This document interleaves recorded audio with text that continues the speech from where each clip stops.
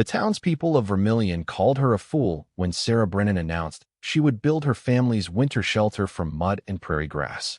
It was September of 1880, in what was then Dakota Territory, and every sensible settler knew the only proper way to survive a frontier winter was with a timber cabin, a stone fireplace, and cords upon cords of firewood stacked against the coming cold. Sarah had none of these things. What she did have was 3 children under the age of 10, a husband 6 months in the ground from typhoid fever, and an idea that seemed to border on madness. The idea came from necessity, as most survival innovations do on the frontier. When Thomas Brennan died that March, he left Sarah with 40 acres of claimed land along the James River bottomlands, a canvas tent that leaked in every rain, and exactly $17 in coins. The land was good, fertile, and flat, but it sat in a stretch of territory where timber was scarce as mercy. The nearest stand of cottonwoods lay 8 miles south, and even if she could have hired a wagon to haul logs, which she could not, the cost of milled lumber from Yankton would have consumed every cent she had 3 times over.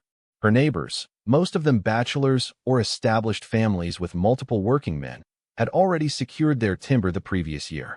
They had raised their log cabins with community help, chinked the gaps with clay and moss, and considered themselves prepared for whatever winter might bring. Sarah Brennan had watched her husband die slowly over 3 weeks, helpless to do anything but wipe his fevered brow and pray. She would not watch her children freeze.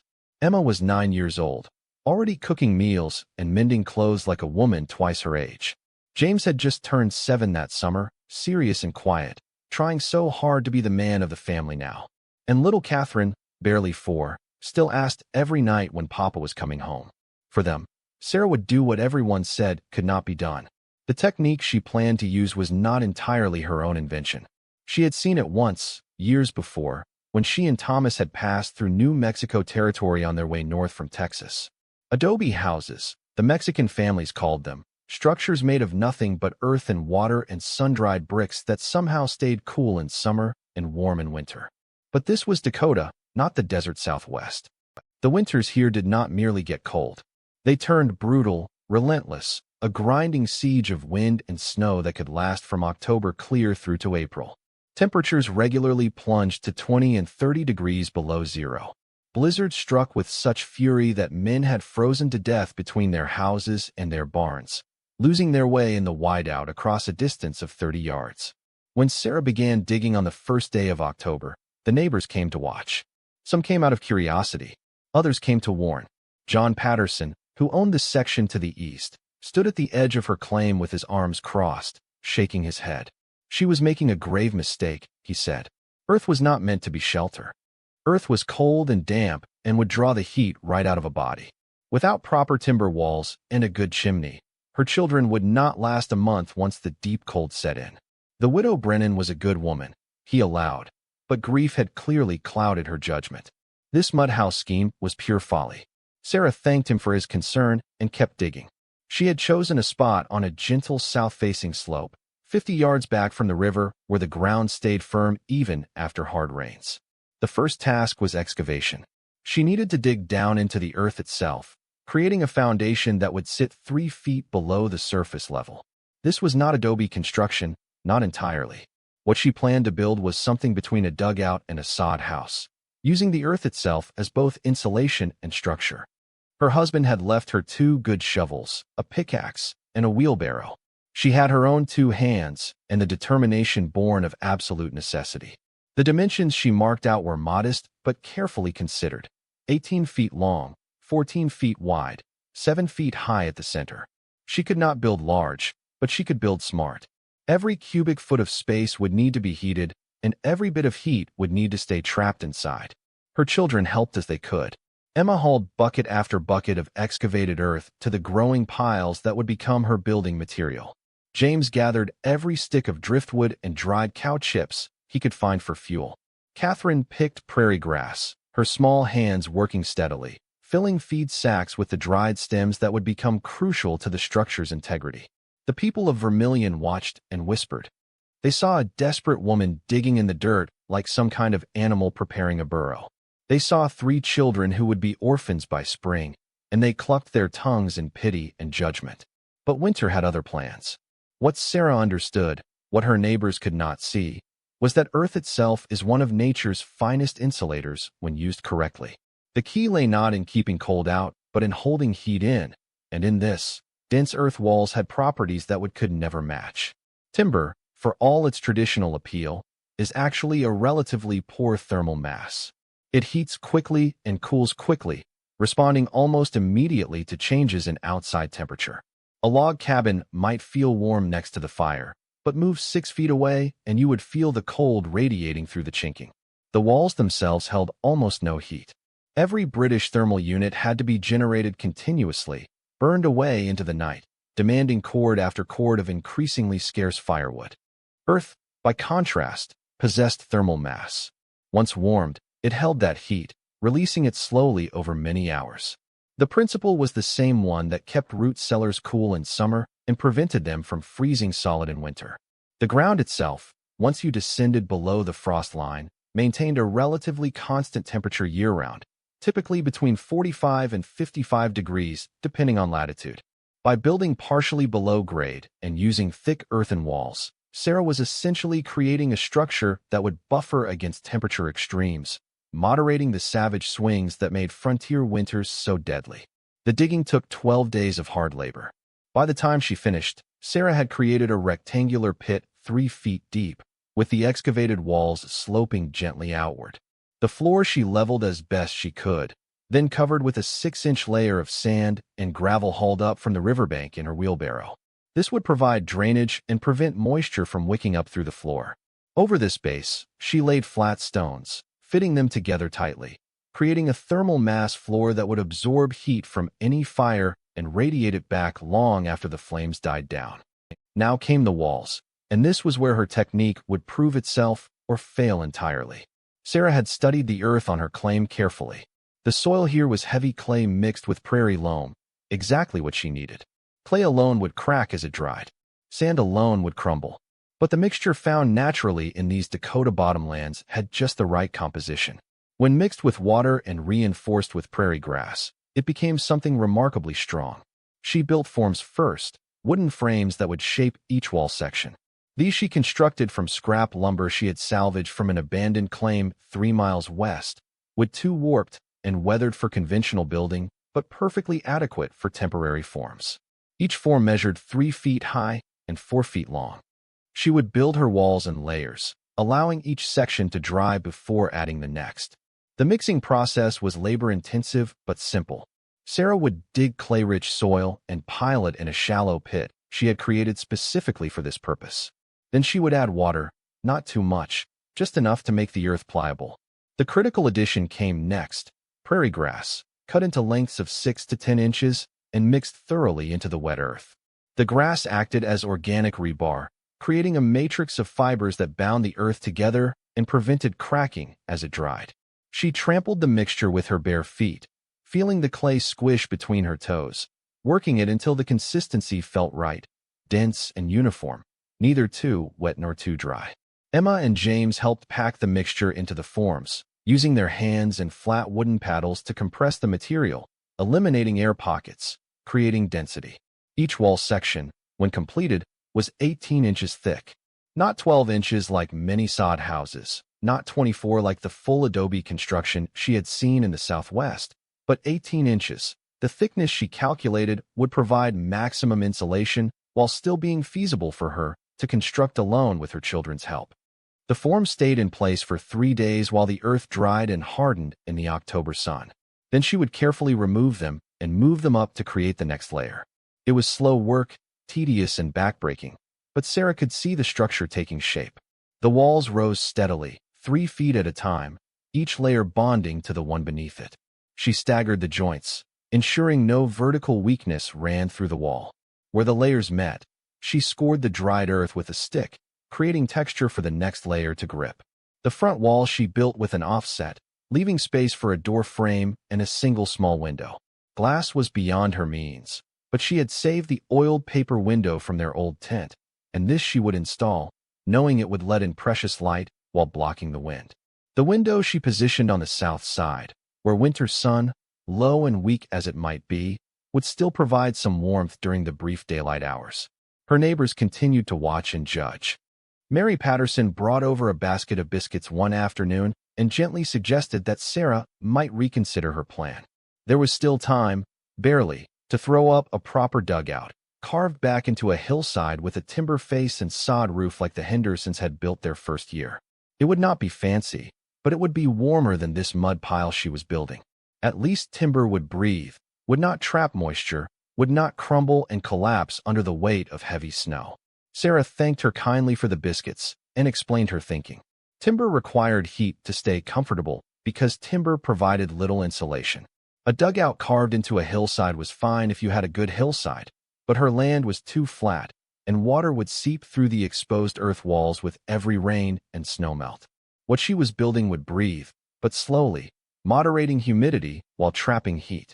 The walls would not crumble because the clay, properly mixed and dried, became nearly as hard as brick, and the thickness would support whatever weight the winter chose to pile on top.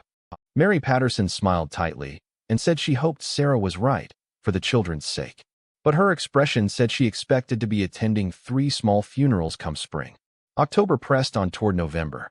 Sarah worked from first light until dark, racing against the calendar. The walls reached their full height of 7 feet at the center, sloping slightly toward the back and sides. This slope was intentional, engineered to support the roof structure and shed water away from the foundation. At the top of each wall, she embedded wooden plates salvaged from that abandoned claim, anchoring them into the final layer of earthen mixture. These plates would support the roof beams. The roof was the greatest challenge and the greatest expense of her meager resources. She could not build the entire structure from earth.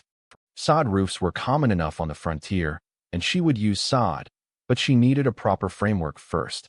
She had managed to trade 10 dozen eggs and 2 months of butter production to a farmer near Yankton for 6 rough-hewn pine logs, each about 16 feet long and 8 inches in diameter. These she positioned across the width of her structure, resting them on the embedded wooden plates, spacing them 3 feet apart. The logs were not perfect, not by any measure a professional carpenter would use, but they were sound and strong. Across these main beams, she laid smaller branches, anything she could scavenge from the riverbank willows and cottonwoods. These formed a lattice, spaced close enough to support what would come next.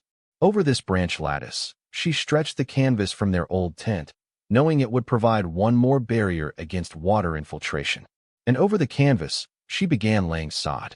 The prairie sod of Dakota Territory was unlike anything found in timbered regions. Thousands of years of grass growth had created a dense mat of roots, interwoven so tightly that you could cut blocks of it like bricks, and they would hold together indefinitely.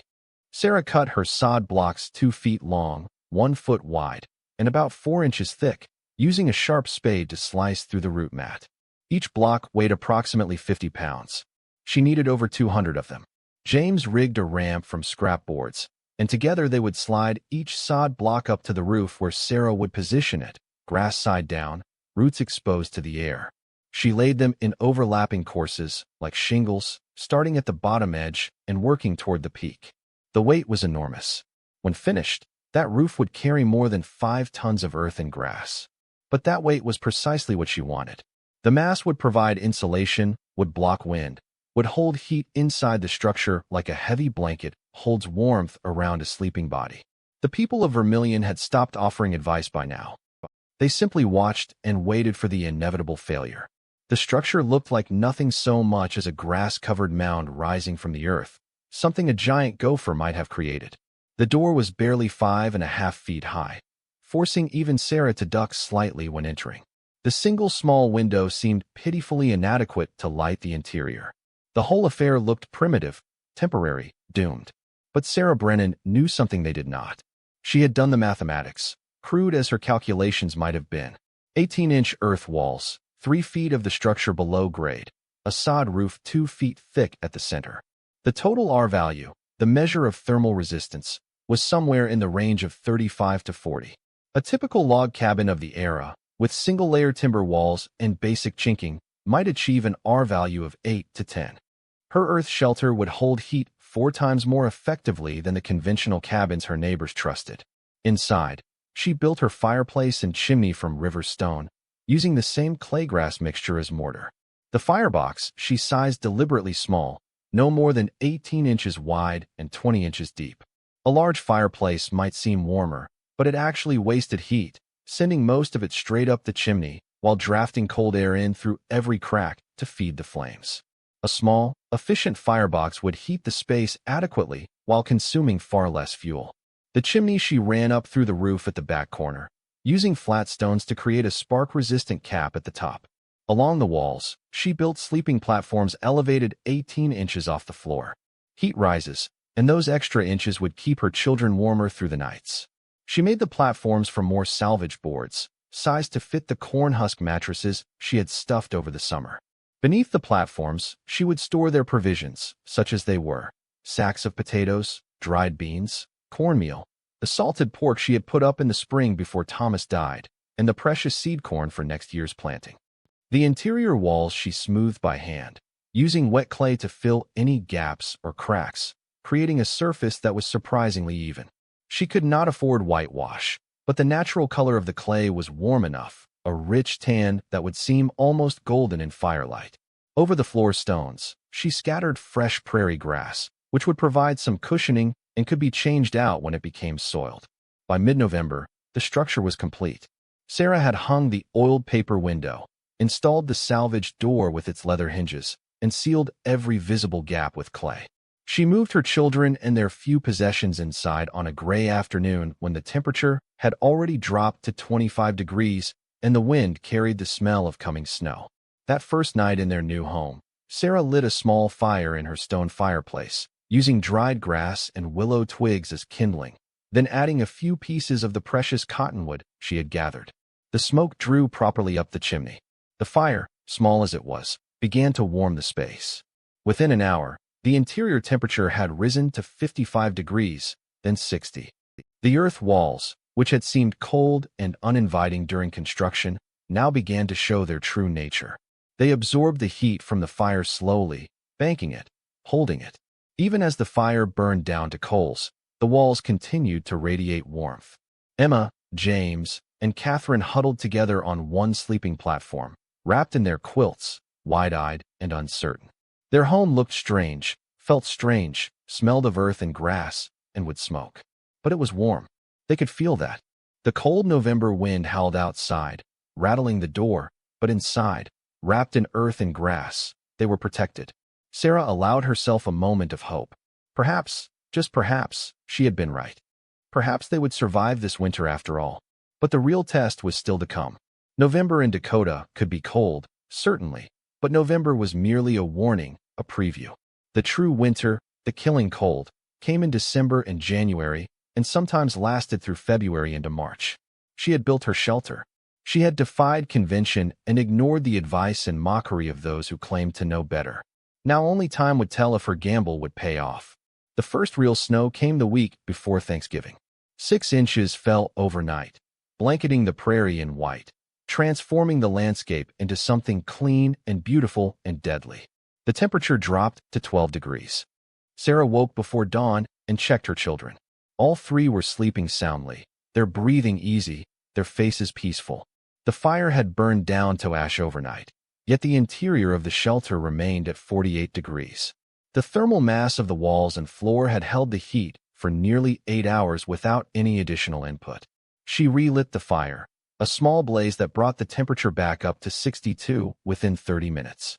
She used 5 pieces of wood, each about as thick as her wrist and 18 inches long.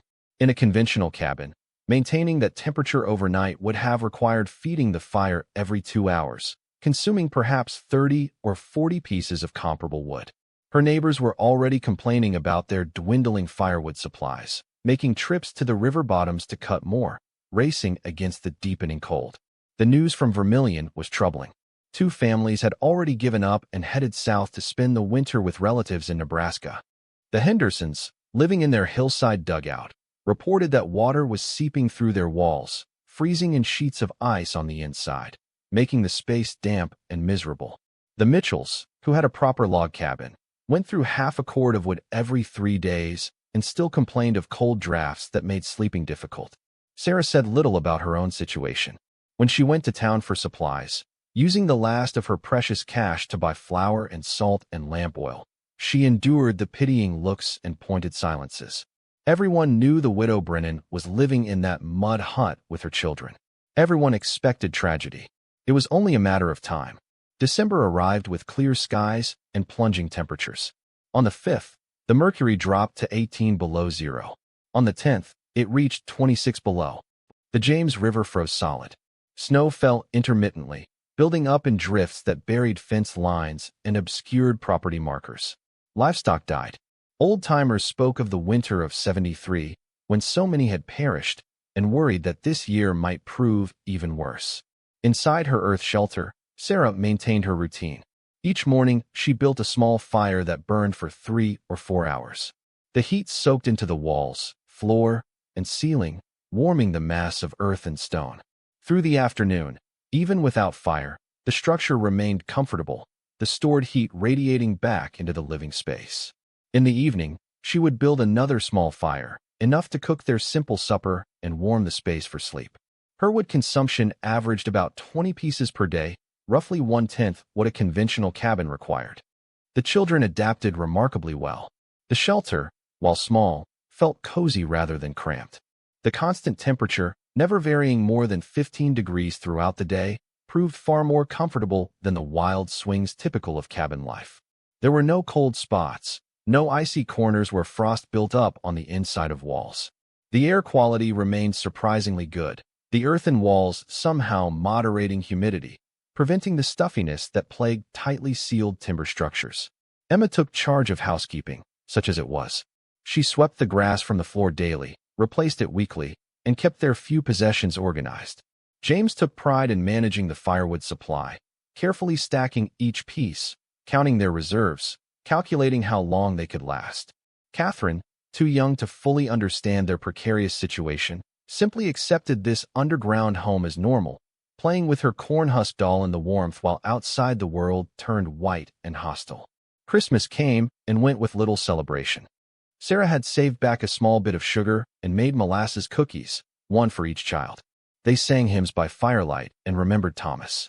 It was not a joyous holiday, but neither was it desperate. They had food. They had warmth. They had each other. That was more than many could say that winter. The real test arrived on January 7th, 1881. It began as a change in the wind, a shift from the usual northwest to straight north, carrying with it an arctic mass of air so cold and dense that it seemed to pull the life from everything it touched. The temperature, which had been holding steady around zero, plummeted. 10 below, 20 below, 30 below. The wind picked up, driving snow horizontally across the prairie, creating a whiteout so complete that visibility dropped to less than 10 feet. This was not a snowstorm in any conventional sense. This was a blizzard of historic proportions, the beginning of what would later be called the hard winter, a siege of cold and snow that would last, with only brief respites, from January through March, killing thousands of cattle and dozens of people across Dakota and Montana territories. John Patterson fought his way to his barn to feed his livestock on the second morning of the blizzard. The distance from his cabin to the barn was 45 feet. He tied a rope around his waist and anchored the other end to his door handle, a precaution that likely saved his life. The wind nearly knocked him down 3 times. The cold hit exposed skin like a physical blow. His fingers went numb inside heavy mittens within minutes. In the barn, he found 2 of his cows dead, frozen standing up. The temperature, he later learned, had reached 47 degrees below zero. The Mitchell cabin, with its log walls and stone fireplace, became a desperate struggle for survival. They burned furniture when the firewood ran out. They hung blankets across the middle of the single room, trying to heat just half the space. The children slept in coats and boots, wrapped in every scrap of cloth the family owned. Ice formed on the inside of the walls despite the fire that burned constantly, consuming everything combustible they could find. They survived, but barely, and it cost them dearly in both resources and health. 3 miles south, in a hastily thrown-together claim shanty, the Benson family was not so fortunate. When neighbors finally reached them 5 days after the blizzard began, they found all 4 family members frozen to death in their beds. The fire had gone out. The temperature had dropped. They had simply not woken up. In her earth shelter, Sarah Brennan heard the wind howling above, heard the snow piling on her sod roof, but inside, the the world remained stable. On that first morning when the temperature outside plunged to 47 below, she woke to find the interior of her shelter at 42 degrees. The fire had gone out hours before, yet the massive thermal battery of her earth walls had held enough residual heat to keep the air well above freezing.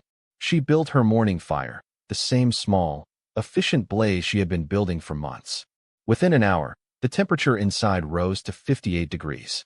By mid-morning, with the fire burned down to coals and the temperature outside still hovering near 40 below, the shelter interior reached 65 degrees. The walls radiated stored heat. The floor stones, warmed by the fire, continued to release that warmth for hours. The sod roof, now covered by 3 feet of wind-driven snow, provided even more insulation than Sarah had designed for, creating a thermal barrier that made the already efficient structure even more effective. Her children played quietly, largely unaware that outside, people were dying. They were warm enough to keep their fingers nimble. The air was dry enough to prevent respiratory illness. The constant temperature meant no shock to young bodies, no dangerous swings that could trigger pneumonia or frostbite. Emma worked on her reading lessons.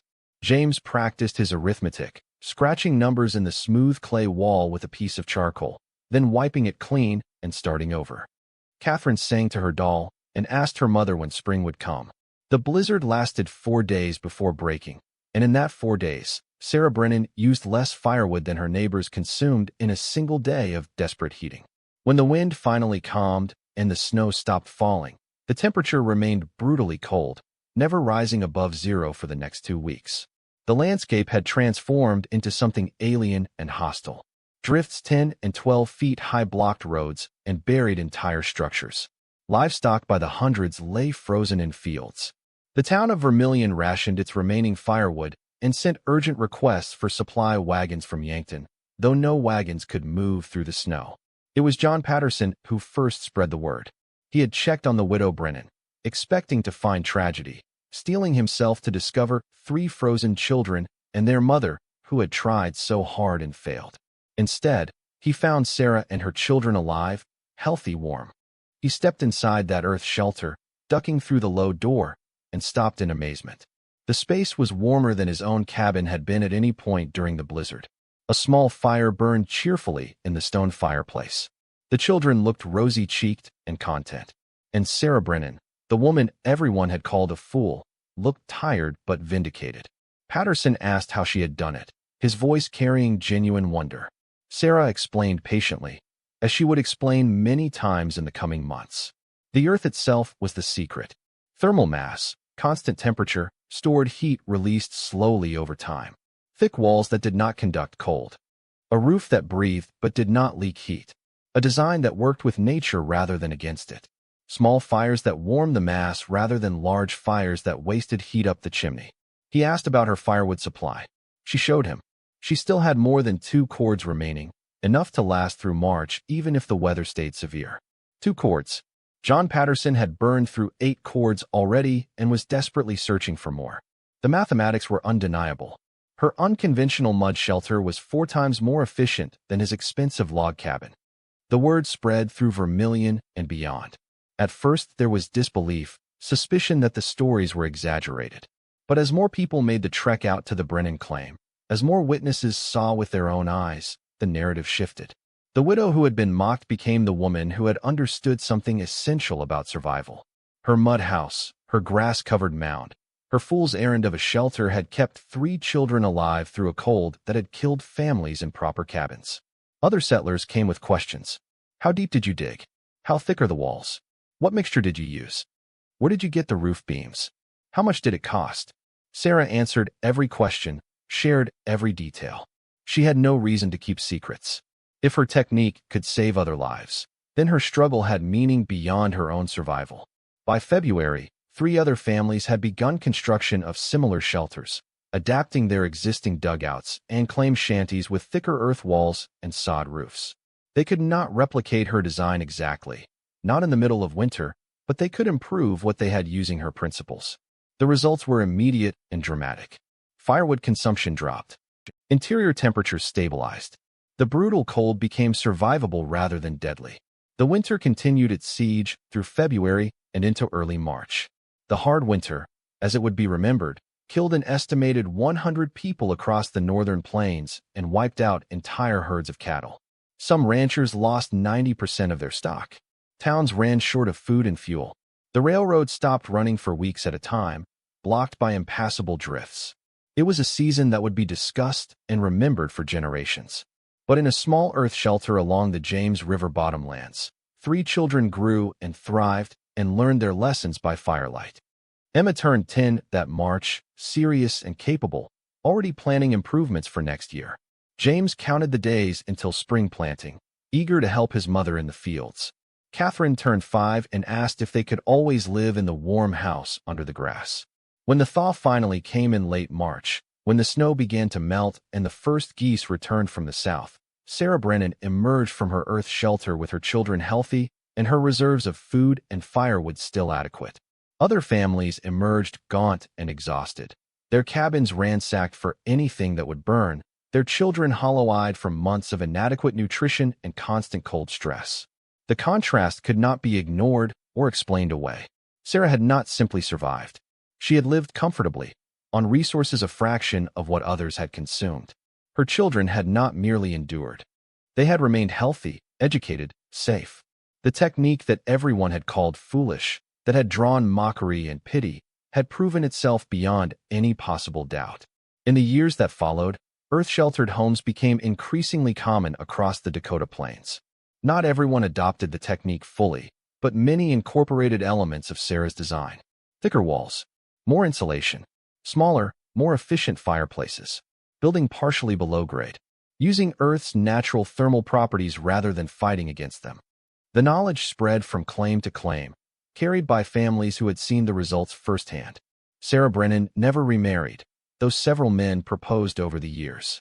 She raised her 3 children alone, expanded her farm, and became known throughout the territory as the woman who had understood something fundamental about surviving the frontier. She built a larger structure 3 years later, using the same principles but incorporating improvements based on her experience. This second building included 2 rooms, a root cellar, and a small workshop. She lived in it for the next 40 years. Emma grew up to become a teacher, bringing education to frontier children across 3 territories. She attributed her survival, her ability to learn and grow during that terrible winter, to her mother's wisdom and determination. James became a builder, specializing in earth-sheltered structures, spreading his mother's techniques throughout Dakota, Montana, and Wyoming. Catherine married a homesteader and raised 6 children of her own, passing down the story of the winter when her mother's mud house kept them alive. The town of Vermilion never formally apologized for their mockery and doubt, but they did not need to. The proof had spoken louder than any words could. In the spring of 1882, when the town commissioned a new school building, they asked Sarah Brennan to consult on the design. The school was built with 2-foot-thick rammed earth walls, a sod roof, and an efficient heating system. It cost less than a comparable timber structure and required 1/3 the firewood to heat. It stood for 80 years before being replaced, and when it was finally torn down, the walls were found to be as solid as the day they were built. Historical records show that the winter of 1880 to 1881 killed between 70 and 100 people across Dakota Territory. The exact number will never be known. Many deaths went unrecorded, lost to time, and poor record-keeping.